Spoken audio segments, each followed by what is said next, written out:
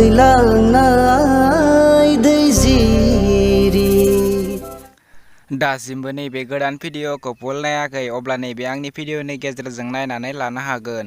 Hello लोगोफोर, नोंथांमोननि गेजेराव आरोबाव मोनसे गोदान भिडिअनि आपडेट लानानै फैलायबाय। नैबे गोदान भिडिअनि फुल आपडेटखौ मिथिनो थाखाय नैबे भिडिअखौ जोबजासिम नायनो नांगोन, होनब्लासो मिथिगोन दि दिनैनि बे गोदान भिडिअखौ बबे चेनेलाव होदों। लोगोफोर, नोंथांमोना आंनि चेनेलाव गोदानै फैदोंब्ला आंनि चेनेलखौ साबस्क्राइब खालामनानै गालां आरो भिडिअखौ मोजां मोनदोंब्ला भिडिअखौ लाइक, शेयार, कमेन्ट खालामनानै हरदो। बिदिब्ला फैदो दिनैनि बे गोदान भिडिअनि आपडेटनि सायाव। दिनैनि नैबे गोदान भिडिअनि आपडेटनि टाइटेलानो जादों नों जेराव। लोगोफोर, नोंथांमोना दासिमहालागै नैबे गोदान भिडिअखौ नायाखै अब्ला बे भिडिअआव नायनानै लादो। नैबे भिडिअनि सिंगारानो जादों सोमखोर दैमारि आरो नितामुनि। नैबे भिडिअनि स्टार्टिंआनो जादों हेलेना आरो सिद्धार्थ। लोगोफोर, बिथांमोना नैबे भिडिअखौ दासिमबो फुल आपल'ड खालामथ'वाखै। जेब्ला बिथांमोना नैबे भिडिअखौ फुल आपल'ड खालामगोन अब्ला आं आंनि चेनेलाव आरोबाव खनसे आपडेट खालामनानै होफिनगोन। नोंथांमोना बिथांमोननि नैबे ट्रेलारखौ नायनो थाखाय बिथांमोननि लेहार फिल्म प्रडाक्शन इउटुब चेनेलाव थांनो नांगोन। नैबे भिडिअनि प्रडिउसारानो जादों पारुल बिहारारि बर'।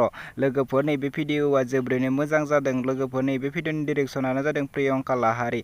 जेब्ला बिथांमोना बे भिडिअखौ फुल आपल'ड खालामगोन अब्ला आंनि चेनेलाव आरोबाव खनसे आपडेट खालामनानै होफिनगोन। बेखायनो आंनि नैबे चेनेलखौ साबस्क्राइब खालामनानै लाखि आरो बेल आइकनखौ अल क्लिक खालामनानै ला। बिदिब्ला लोगोफोर, दिनैनि बे गोदान भिडिअनि गुसुं आपडेटआ बेनोसै।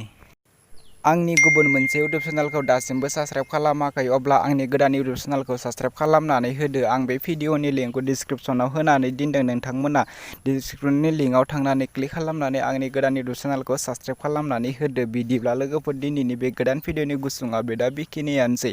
नेक्स्ट आपडेट भिडिअखौ नोंथांमोननि गेजेराव थाबैनो लानानै फैफिनगोन।